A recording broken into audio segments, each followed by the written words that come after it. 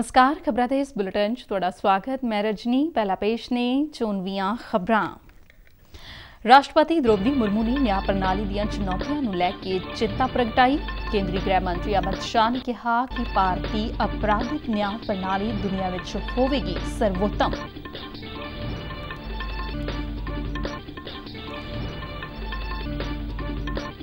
प्रधानमंत्री नरेंद्र मोदी ने गुवाहाटी विच 11,000 करोड़ रुपए तो वध दी लागत वाले कई विकास प्रोजेक्टां दा कीता उद्घाटन ते नींह पत्थर रखिया। इन्हां प्रोजेक्टां नाल रोजगार सिरजण नूं मिलेगा हुलारा। विश्व कैंसर दिवस मौके फतेहगढ़ साहब विखे कड्ढी गई जागरूकता रैली।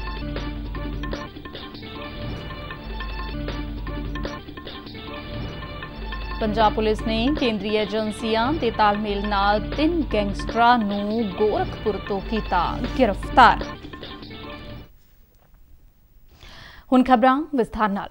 राष्ट्रपति द्रौपदी मुर्मू ने कहा कि भारत की पुरातन सिक्ख्या विच न्याय दा बुनियादी सिद्धांत शामिल रहा है। नवी दिल्ली के विज्ञान भवन विच राष्ट्रमंडल अटॉर्नी ते सॉलीसीटर जनरल सम्मेलन नूं संबोधन करदिआं राष्ट्रपति ने कहा कि न्याय दे वख-वख आयामां विच समाजिक न्याय भी शामिल है। राष्ट्रपति ने कहा कि भारत के पुरातन 6 सिद्धांतां विचों एक न्याय साडे लई अज भी बुनियादी सिद्धांत की भूमिका निभा रहा है। राष्ट्रपति ने न्याय प्रणाली दीआं चुनौतियां नूं लैके चिंता भी is essentially similar to the study of logic in the West. So, what is right and just is also logically sound. These 3 qualities combine to define the moral order of a society. That is why you, the representatives of the legal profession and the judiciary, are the ones who help in upholding the order. केंद्रीय गृह मंत्री अमित शाह ने समागम ਨੂੰ ਸੰਬੋਧਨ ਕਰਦਿਆਂ ਕਿਹਾ ਕਿ ਭਾਰਤ ਦੀ ਅਪਰਾਧਿਕ ਨਿਆਂ ਪ੍ਰਣਾਲੀ ਦੁਨੀਆ ਵਿੱਚ ਸਰਵੋਤਮ ਹੋਵੇਗੀ। ਉਨ੍ਹਾਂ ਕਿਹਾ ਕਿ ਸਮੁੱਚੀ ਆਲਮੀ ਵਿਵਸਥਾ ਨੂੰ ਸੁਧਾਰਨ ਲਈ ਰਲ ਮਿਲ ਕੇ ਕੰਮ ਕਰਨ ਦੀ ਲੋੜ ਹੈ। ਉਨ੍ਹਾਂ ਕਿਹਾ ਕਿ 3 ਨਵੇਂ ਬਣਾਏ ਗਏ ਅਪਰਾਧਿਕ ਕਾਨੂੰਨਾਂ ਵਿੱਚ ਤਕਨੀਕ ਨੂੰ ਲਾਜ਼ਮੀ ਤੌਰ ਤੇ ਜੋੜਿਆ ਗਿਆ ਹੈ ਅਤੇ ਮਸਨੂਈ ਬੁੱਧੀ ਦੀ ਵਰਤੋਂ ਕਰਕੇ ਨਵੇਂ ਸੌਫਟਵੇਅਰ ਬਣਾਏ ਜਾ ਰਹੇ ਨੇ। गृह मंत्री ने कहा कि अपराध ते वपार दोवें ही सरहद मुक्त हो गए ने। उन्होंने कहा कि स्थानक अपराध नाल कौमांतरी अतवाद दा जोड़ भी डूंगा हुंदा जा रहा है। अमित शाह ने कहा कि कानून दे लई भूगोलिक हदां दी मर्यादा नहीं होनी चाहिए अते इसलिए राष्ट्र मंडल देशां नूं एक मंच ते आउणा होवेगा। जस्टिस डिलीवरी में क्रॉस बॉर्डर चैलेंजेस इसकी बात करें तो आज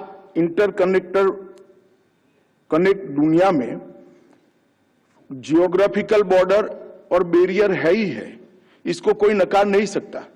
परंतु ट्रेड, कॉमर्स, कम्युनिकेशन और क्राइम, ये सब में से बैरियर और बॉर्डर ये दोनों शब्द निकल गए हैं। क्राइम भी, फिर से एक बार मैं कहना चाहूंगा, क्राइम भी बॉर्डरलेस हो गया है और ट्रेड भी बॉर्डरलेस हो गया है।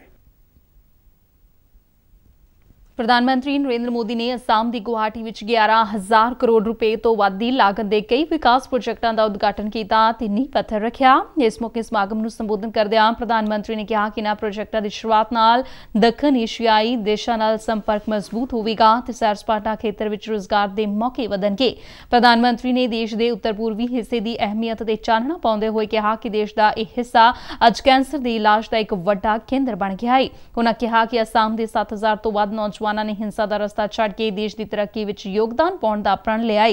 उन्होंने कहा कि इस खेतर के बहुते इलाकों विचों अफसपा नूं हटा दिता गया है। उन्होंने दस्सिया कि असम विच 6 नवे मैडिकल कॉलेज खोले गए ने। प्रधानमंत्री ने सैर सपाटे के खेतर विच असम की कुदरती ते अध्यात्मक भिन्नता का भी जिक्र किया।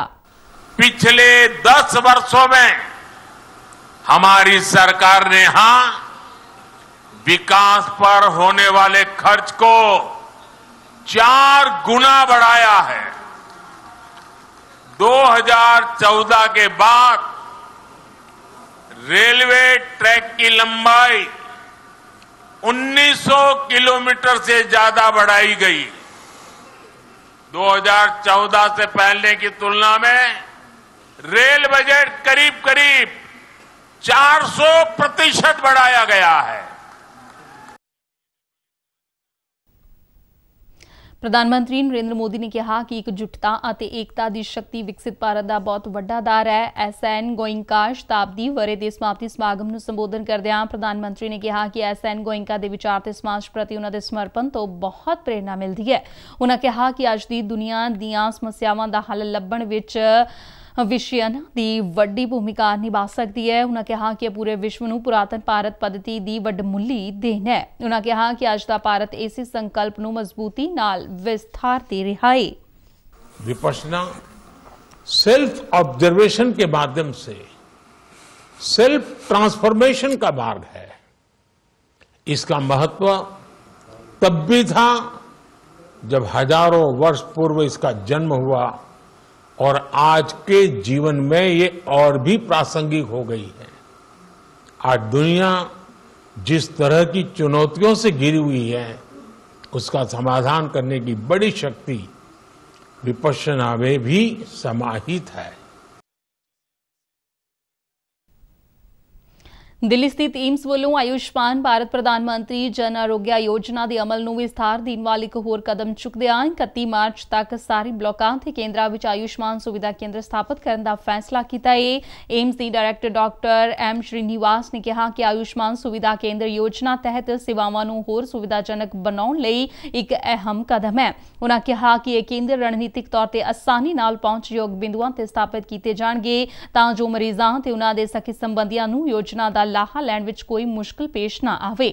ਡਾਇਰੈਕਟਰ ਨੇ ਦੱਸਿਆ ਕਿ ਇਹ ਕੇਂਦਰ ਹਫ਼ਤੇ ਦੇ 7 ਦਿਨ 24 ਘੰਟੇ ਕੰਮ ਕਰਨਗੇ। ਕੌਮੀ ਡੀਵਾਰਮਿੰਗ ਦਿਵਸ ਮੌਕੇ ਬਲਕਿ ਸਮੁੱਚੇ ਦੇਸ਼ ਵਿੱਚ ਬੱਚਿਆਂ ਨੂੰ ਪੇਟ ਦੇ ਕੀੜਿਆਂ ਤੋਂ ਮੁਕਤੀ ਦਿਵਾਉਣ ਲਈ ਵਿਸ਼ੇਸ਼ ਮੁਹਿੰਮ ਚਲਾਈ ਜਾਏਗੀ। ਇਸ ਮੁਹਿੰਮ ਤਹਿਤ 1 ਸਾਲ ਤੋਂ 19 ਸਾਲ ਤੱਕ ਦੇ ਬੱਚਿਆਂ ਨੂੰ ਐਲਬੈਂਡਾਜ਼ੋਲ ਦੀਆਂ ਗੋਲੀਆਂ ਖਵਾਈਆਂ ਜਾਣਗੀਆਂ। ਇਸ ਮੁਹਿੰਮ ਨੂੰ ਲੈ ਕੇ ਸਿਹਤ ਕਰਮਚਾਰੀਆਂ ਸਣੇ ਅਧਿਆਪਕਾਂ ਤੇ ਆਂਗਨਵਾੜੀ ਵਰਕਰਸ ਨੂੰ ਸਿਖਲਾਈ ਦਿੱਤੀ ਗਈ ਹੈ। ਮੋਹਾਲੀ ਦੇ ਜ਼ਿਲ੍ਹਾ ਟੀਕਾਕਰਨ ਅਧਿਕਾਰੀ ਡਾਕਟਰ ਗਰੀਸ਼ ਡੋਗਰਾ ਨੇ ਦੱਸਿਆ ਕਿ ਛੋਟੇ ਬੱਚਿਆਂ ਨੂੰ ਪੀਣ ਵਾਲੀ ਦਵਾਈ ਦਿੱਤੀ ਜਾਵੇਗੀ ਜਦਕਿ 1 ਸਾਲ ਤੋਂ ਵੱਡੇ ਬੱਚਿਆਂ ਨੂੰ ਐਲਬੈਂਡਾਜ਼ੋਲ ਦੀ ਖੁਰਾਕ ਗੋਲੀ ਦੇ ਰੂਪ ਵਿੱਚ ਦਿੱਤੀ ਜਾਵੇਗੀ। ਉਹਨਾਂ ਕਿਹਾ ਕਿ ਬੱਚਿਆਂ ਵਿੱਚ ਪੇਟ ਦੇ ਕੀੜਿਆਂ ਨੂੰ ਖਤਮ ਕਰਨਾ ਜ਼ਰੂਰੀ ਹੁੰਦਾ ਹੈ ਕਿਉਂਕਿ ਇਹਨਾਂ ਨਾਲ ਬੱਚੇ ਵਿੱਚ ਖੂਨ ਦੀ ਕਮੀ ਹੋ ਸਕਦੀ ਹੈ ਤੇ ਬੱਚਾ ਕੁਪੋਸ਼ਿਤ ਹੋ ਸਕਦਾ ਹੈ। ਵਿਸ਼ਵ ਕੈਂਸਰ ਦਿਵਸ ਮੌਕੇ ਅੱਜ ਇੰਡੀਅਨ ਮੈਡੀਕਲ ਐਸੋਸੀਏਸ਼ਨ ਵੱਲੋਂ ਫਤਿਹਗੜ੍ਹ ਸਾਹਿਬ ਵਿਖੇ ਜਾਗਰੂਕਤਾ ਰੈਲੀ ਕੱਢੀ ਗਈ। ਇਸ ਮੌਕੇ ਤੇ ਇੰਡੀਅਨ ਮੈਡੀਕਲ ਐਸੋਸੀਏਸ਼ਨ ਤੇ ਰੋਟਰੀ ਕਲੱਬ ਦੇ ਅਹੁਦੇਦਾਰਾਂ ਦੀ ਅਗਵਾਈ ਵਿੱਚ ਸਮੂਹ ਡਾਕਟਰਾਂ ਤੇ ਕਲੱਬ ਦੇ ਮੈਂਬਰਾਂ ਨੇ ਰੋਟਰੀ ਭਵਨ ਤੋਂ ਲੈ ਕੇ ਗੁਰਦੁਆਰਾ ਜੋਤੀ ਸਰੂਪ ਮੋੜ ਤੱਕ ਪੈਦਲ ਮਾਰਚ ਕੀਤਾ। ਇਸ ਰੈਲੀ ਵਿੱਚ ਛੋਟੇ ਬੱਚਿਆਂ ਵੱਲੋਂ ਵੀ ਸ਼ਮੂਲੀਅਤ ਕੀਤੀ ਗਈ। ਇਸ ਮੌਕੇ ਡਾਕਟਰਾਂ ਨੇ ਛਾਤੀ ਦਾ ਕੈਂਸਰ, ਬੱਚੇਦਾਨੀ ਦਾ ਕੈਂਸਰ, ਗਲੇ ਦਾ ਕੈਂਸਰ ਤੇ ਮੂੰਹ ਦੇ ਕੈਂਸਰ ਬਾਰੇ ਜਾਣਕਾਰੀ ਦਿੱਤੀ। ਉਹਨਾਂ ਕਿਹਾ ਕਿ ਕੈਂਸਰ ਦਾ ਇਲਾਜ ਤਾਂ ਹੀ ਸੰਭਵ ਹੈ ਜੇਕਰ ਮਰੀਜ਼ ਨੂੰ ਕੈਂਸਰ ਹੋਣ ਬਾਰੇ ਛੇਤੀ ਪਤਾ ਲੱਗ ਜਾਵੇ। ਜੇਕਰ ਕੈਂਸਰ ਪੂਰੀ ਤਰ੍ਹਾਂ ਫੈਲ ਜਾਂਦਾ ਹੈ ਤਾਂ ਉਹ ਲਾ ਇਲਾਜ ਹੋ ਜਾਂਦਾ ਹੈ। ਉਹਨਾਂ ਸਲਾਹ ਦਿੱਤੀ ਹੈ ਕਿ ਹਰੇਕ ਵਿਅਕਤੀ ਨੂੰ ਖੂਨਦਾਨ ਕਰਦੇ ਰਹਿਣਾ ਚਾਹੀਦਾ ਹੈ ਕਿਉਂਕਿ ਤਾਂ ਜੋ ਵਿਅਕਤੀ ਖੂਨਦਾਨ ਕਰਦਾ ਹੈ ਤਾਂ ਉਸ ਦਾਨ ਕੀਤੇ ਖੂਨ ਦੀ ਵੀ ਜਾਂਚ ਕੀਤੀ ਜਾਂਦੀ ਹੈ ਜਿਸ ਨਾਲ ਕਈ ਬਿਮਾਰੀਆਂ ਦਾ ਪਹਿਲੀ ਸਟੇਜ ਤੇ ਪਤਾ ਲੱਗ ਜਾਂਦਾ ਹੈ ਅਤੇ ਉਸ ਦਾ ਇਲਾਜ ਹੋ ਜਾਂਦਾ ਹੈ। ਵਿਧਾਨ ਸਭਾ ਸਪੀਕਰ ਕੁਲਤਾਰ ਸਿੰਘ ਸੰਧਵਾ ਨੇ ਫਰੀਦਕੋਟ ਜ਼ਿਲ੍ਹੇ ਦੇ ਪਿੰਡ ਖਾਰਾ ਵਿੱਚ ਕਈ ਦੁਤਾਰੂ ਪਸ਼ੂਆਂ ਦੇ ਬਿਮਾਰੀ ਦੀ ਚਪੇਟ ਵਿੱਚ ਆਉਣ ਨਾਲ ਹੋਏ ਨੁਕਸਾਨ ਦਾ ਜਾਇਜ਼ਾ ਲਿਆ। ਉਹਨਾਂ ਨੇ ਪਸ਼ੂ ਪਾਲਣ ਮੰਤਰੀ ਨਾਲ ਗੱਲਬਾਤ ਕਰਕੇ ਪਿੰਡ ਵਾਸੀਆਂ ਨੂੰ ਜਲਦ ਹੀ ਮੈਡੀਕਲ ਸਹਾਇਤਾ ਉਪਲਬਧ ਕਰਵਾਉਣ ਦਾ ਭਰੋਸਾ ਦਿੱਤਾ। ਕੁਲਤਾਰ ਸਿੰਘ ਸੰਧਵਾ ਵੱਲੋਂ ਪਸ਼ੂ ਪਾਲਣ ਵਿਭਾਗ ਦੇ ਡਾਕਟਰਾਂ ਤੇ ਹੋਰਨਾਂ ਅਧਿਕਾਰੀਆਂ ਨੂੰ ਬਿਮਾਰੀ ਦੀ ਰੋਕਥਾਮ ਲਈ ਚੰਗੀ ਪੱਧਰ ਤੇ ਉਪਰਾਲੇ ਕਰਨ ਦੀ ਹਿਦਾਇਤ ਕੀਤੀ। ਕੁਲਤਾਰ ਸਿੰਘ ਸੰਧਵਾ ਨੇ ਕਿਹਾ ਕਿ ਆਮ ਦੇਖਣ ਵਿੱਚ ਆਇਆ ਹੈ ਕਿ ਕੁਝ ਪਸ਼ੂ ਪਾਲਕ ਦੁੱਧ ਕੱਟਣ ਦੇ ਡਰੋਂ ਪਸ਼ੂਆਂ ਦੀ ਵੈਕਸੀਨੇਸ਼ਨ ਨਹੀਂ ਕਰਵਾਉਂਦੇ ਜਿਸ ਕਰਕੇ ਮੰਦਭਾਗੇ ਨਤੀਜੇ ਭੁਗਤਣੇ ਪੈਂਦੇ ਨੇ। ਉਹਨਾਂ ਪਸ਼ੂ ਪਾਲਕਾਂ ਨੂੰ ਸਮੇਂ ਸਿਰ ਆਪਣੇ ਦੁਤਾਰੂ ਪਸ਼ੂਆਂ ਦਾ ਟੀਕਾਕਰਨ ਕਰਾਉਣ ਦੀ ਸਲਾਹ ਦਿੱਤੀ। ਸ਼ਹੀਦ ਬਾਬਾ ਦੀਪ ਸਿੰਘ ਜੀ ਦੀ ਜਨਮ ਦਿਹਾੜੇ ਨੂੰ ਸਮਰਪਿਤ ਅਲੌਕਿਕ ਨਗਰ ਕੀਰਤਨ ਅੰਮ੍ਰਿਤਸਰ ਸਥਿਤ ਗੁਰਦੁਆਰਾ ਸ਼ਹੀਦਗੰਜ ਸਾਹਿਬ ਤੋਂ ਸਜਾਇਆ ਗਿਆ। ਵੱਡੀ ਗਿਣਤੀ ਵਿੱਚ ਸੰਗਤਾਂ ਨੇ ਨਗਰ ਕੀਰਤਨ ਵਿੱਚ ਸ਼ਿਰਕਤ ਕੀਤੀ। ਪੰਜ ਪਿਆਰਿਆਂ ਦੀ ਅਗਵਾਈ ਵਿੱਚ ਅਤੇ ਸ੍ਰੀ ਗੁਰੂ ਗ੍ਰੰਥ ਸਾਹਿਬ ਜੀ ਦੀ ਛਤਰ ਛਾਇਆ ਹੇਠ ਸਜਾਇਆ ਗਿਆ ਨਗਰ ਕੀਰਤਨ ਬਾਬਾ ਦੀਪ ਸਿੰਘ ਜੀ ਦੇ ਜੱਦੀ ਪਿੰਡ ਪਹੂਵਿੰਡ ਪਹੁੰਚ ਕੇ ਸਮਾਪਤ ਹੋਇਆ। ਨਗਰ ਕੀਰਤਨ ਦੌਰਾਨ ਗੱਤਕਾ ਟੀਮਾਂ ਵੱਲੋਂ ਗੱਤਕਾਬਾਜ਼ੀ ਦੇ ਜ਼ੋਹਰ ਦਿਖਾਏ ਗਏ। ਫਾਜ਼ਿਲਕਾ ਵਿੱਚ ਕੌਮੀ ਸੜਕ ਸੁਰੱਖਿਆ ਮੁਹਿੰਮ ਤਹਿਤ ਟਰਾਂਸਪੋਰਟ ਅਤੇ ਪੁਲਿਸ ਮਹਿਕਮੇ ਵੱਲੋਂ ਸੈਮੀਨਾਰ ਲਗਾ ਕੇ ਵਾਹਨ ਚਾਲਕਾਂ ਨੂੰ ਸੜਕੀ ਨਿਯਮਾਂ ਬਾਰੇ ਜਾਗਰੂਕ ਕੀਤਾ ਗਿਆ। ਕੌਮੀ ਸੜਕ ਸੁਰੱਖਿਆ ਮਹੀਨੇ ਦੀਆਂ ਗਤੀਵਿਧੀਆਂ ਤਹਿਤ ਦੋਵੇਂ ਮਹਿਕਮਿਆਂ ਵੱਲੋਂ ਆਟੋ ਰਿਕਸ਼ਾ ਯੂਨੀਅਨ, ਈ ਰਿਕਸ਼ਾ ਯੂਨੀਅਨ ਅਤੇ ਟਰੱਕ ਯੂਨੀਅਨ ਜਿਹੀਆਂ ਜਥੇਬੰਦੀਆਂ ਦੇ ਸਹਿਯੋਗ ਨਾਲ ਵਾਹਨ ਚਾਲਕਾਂ ਨੂੰ ਸੜਕ ਨਿਯਮਾਂ ਦੀ ਇਨ-ਬਿਨ ਪਾਲਣਾ ਕਰਨ ਤੇ ਕੀਮਤੀ ਜਾਨਾਂ ਦੇ ਨੁਕਸਾਨ ਨੂੰ ਰੋਕਣ ਬਾਰੇ ਜਾਗਰੂਕ ਕੀਤਾ ਗਿਆ। ਟਰਾਂਸਪੋਰਟ ਤੇ ਪੁਲਿਸ ਮਹਿਕਮਿਆਂ ਦੇ ਅਧਿਕਾਰੀਆਂ ਨੇ ਬੈਨਰਾਂ ਤੇ ਤਖਤੀਆਂ ਦੇ ਮਾਧਿਅਮ ਨਾਲ ਆਮ ਲੋਕਾਂ ਨੂੰ ਵੀ ਟ੍ਰੈਫਿਕ ਨਿਯਮਾਂ ਬਾਰੇ ਜਾਣਕਾਰੀ ਦਿੱਤੀ। ਪੰਜਾਬ ਪੁਲਿਸ ਨੇ ਕੇਂਦਰੀ ਏਜੰਸੀਆਂ ਦੇ ਤਾਲਮੇਲ ਨਾਲ ਗੈਂਗਸਟਰ ਗੋਲਡੀ ਬਰਾੜ ਦੇ 3 ਸਾਥੀਆਂ ਨੂੰ ਗੋਰਖਪੁਰ ਤੋਂ ਗ੍ਰਿਫਤਾਰ ਕੀਤਾ ਹੈ। ਚੰਡੀਗੜ੍ਹ ਤੋਂ ਜਾਰੀ ਬਿਆਨ ਦੇ ਵਿੱਚ ਸੂਬਾ ਪੁਲਿਸ ਮੁਖੀ ਗੌਰਵ ਯਾਦਵ ਨੂੰ ਚੰਡੀਗੜ੍ਹ ਗੋਲੀकांड ਦੇ ਕੇਸ ਦੀ ਗੁੱਥੀ ਨੂੰ ਸੁਲਝਾਉਣ ਦਾ ਦਾਅਵਾ ਕਰਦਿਆਂ ਦੱਸਿਆ ਕਿ ਤਿੰਨੇ ਮੁਲਜ਼ਮਾਂ ਦੀ ਪਛਾਣ ਕੀਤੀ ਜਾ ਚੁੱਕੀ ਹੈ। ਉਨ੍ਹਾਂ ਦੱਸਿਆ ਕਿ ਐਂਟੀ ਗੈਂਗਸਟਰ ਟਾਸਕ ਫੋਰਸ ਨੇ ਇੱਕ ਸੂਚਨਾ ਦੇ ਆਧਾਰ ਤੇ ਪੁਲਿਸ ਟੀਮਾਂ ਨੂੰ ਗੋਰਖਪੁਰ ਭੇਜਿਆ ਤੇ ਮੁਲਜ਼ਮਾਂ ਨੂੰ ਰੇਲਵੇ ਸਟੇਸ਼ਨ ਤੋਂ ਕਾਬੂ ਕੀਤਾ ਗਿਆ। ਡੀਜੀਪੀ ਨੇ ਦੱਸਿਆ ਕਿ ਵਾਰਦਾਤ ਤੋਂ ਬਾਅਦ ਇਹ ਤਿੰਨੇ ਮੁਲਜ਼ਮ ਬਿਹਾਰ ਭੱਜ ਗਏ ਸਨ। ਪੰਜਾਬ ਦੇ ਜ਼ਿਆਦਾਤਰ ਹਿੱਸਿਆਂ ਵਿੱਚ ਬੀਤੀ ਰਾਤ ਤੇ ਅੱਜ ਸਵੇਰ ਵੇਲੇ ਮੀਂਹ ਪੈਣ ਨਾਲ ਸ਼ੀਤ ਲਹਿਰ ਮੱਠੀ ਪੈ ਗਈ। ਤਾਪਮਾਨ ਵਿੱਚ ਪਹਿਲਾਂ ਦੇ ਮੁਕਾਬਲੇ ਮਾਮੂਲੀ ਵਾਧਾ ਦਰਜ ਕੀਤਾ ਗਿਆ ਹੈ। ਮੌਸਮ ਮਹਿਕਮੇ ਮੁਤਾਬਿਕ ਗੁਰਦਾਸਪੁਰ ਵਿੱਚ ਘੱਟੋ-ਘੱਟ ਤਾਪਮਾਨ 8 ਡਿਗਰੀ ਸੈਲਸੀਅਸ ਦਰਜ ਕੀਤਾ ਗਿਆ, ਜੋ ਕਿ ਸੂਬੇ ਵਿੱਚ ਸਭ ਤੋਂ ਘੱਟ ਰਿਹਾ। ਪਟਿਆਲੇ ਵਿੱਚ ਵੱਧ ਤੋਂ ਵੱਧ ਤਾਪਮਾਨ 19.8 ਡਿਗਰੀ ਸੈਲਸੀਅਸ ਦਰਜ ਕੀਤਾ ਗਿਆ। ਮਹਿਕਮੇ ਮੁਤਾਬਿਕ ਭਲਕੇ ਵੀ ਕਈ ਥਾਵਾਂ ਤੇ ਹਲਕਾ ਮੀਂਹ ਪੈਣ ਦੀ ਸੰਭਾਵਨਾ ਹੈ ਤੇ ਕਈ ਥਾਈਂ ਸੰਘਣੀ ਧੁੰਦ ਦੇਖਣ ਨੂੰ ਮਿਲ ਸਕਦੀ ਹੈ। ਭਾਰਤ ਅਤੇ ਇੰਗਲੈਂਡ ਦਰਮਿਆਨ ਵਿਸ਼ਾਖਾਪਟਨਮ ਵਿੱਚ ਖੇਡੇ ਜਾ ਰਹੇ ਲੜੀ ਦੇ ਦੂਜੇ ਟੈਸਟ ਮੈਚ ਦੇ ਅੱਜ ਤੀਜੇ ਦਿਨ ਵੀ ਖੇਡ ਖਤਮ ਹੋਣ ਤੱਕ ਇੰਗਲੈਂਡ ਦੀ ਟੀਮ ਨੇ ਇੱਕ ਵਿਕਟ ਗਵਾ ਕੇ 67 ਦੌੜਾਂ ਬਣਾ ਲਈਆਂ ਨੇ। ਇੰਗਲੈਂਡ ਨੂੰ ਇਹ ਮੈਚ ਜਿੱਤਣ ਲਈ ਅਜੇ 332 ਦੌੜਾਂ ਦੀ ਦਰਕਾਰ ਹੈ। ਇਸ ਤੋਂ ਪਹਿਲਾਂ ਭਾਰਤੀ ਟੀਮ ਦੂਜੀ ਪਾਰੀ ਵਿੱਚ 255 ਦੌੜਾਂ ਬਣਾ ਕੇ ਆਊਟ ਹੋਈ। ਸ਼ੁਭਮਨ ਗਿੱਲ ਨੇ ਸੈਂਕੜਾ ਜੜਦਿਆਂ 104 ਦੌੜਾਂ ਦਾ ਯੋਗਦਾਨ ਦਿੱਤਾ। ਭਾਰਤ ਨੇ ਪਹਿਲੀ ਪਾਰੀ ਵਿੱਚ 396 ਦੌੜਾਂ ਬਣਾਈਆਂ ਸਨ, ਜਿਸ ਦੇ ਜਵਾਬ ਇੰਗਲੈਂਡ ਦੀ ਟੀਮ ਨੇ ਪਹਿਲੀ ਪਾਰੀ ਵਿੱਚ 253 ਦੌੜਾਂ ਜੋੜੀਆਂ।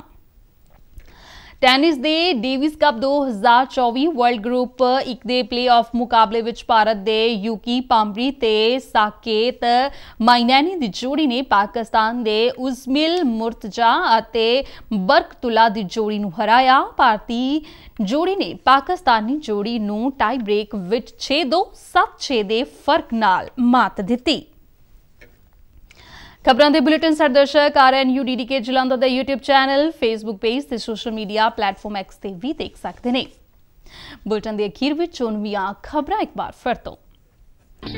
ਰਾਸ਼ਟਰਪਤੀ द्रौपदी मुर्मू ने ਨਿਆਂ ਪ੍ਰਣਾਲੀ ਦੀਆਂ ਚੁਣੌਤੀਆਂ ਨੂੰ ਲੈ ਕੇ ਚਿੰਤਾ ਪ੍ਰਗਟਾਈ। ਕੇਂਦਰੀ ਗ੍ਰਹਿ ਮੰਤਰੀ ਅਮਿਤ ਸ਼ਾਹ ਨੇ ਕਿਹਾ ਕਿ ਭਾਰਤੀ ਅਪਰਾਧਿਕ ਨਿਆਂ ਪ੍ਰਣਾਲੀ ਦੁਨੀਆ ਵਿੱਚ ਹੋਵੇਗੀ ਸਰਵੋਤਮ।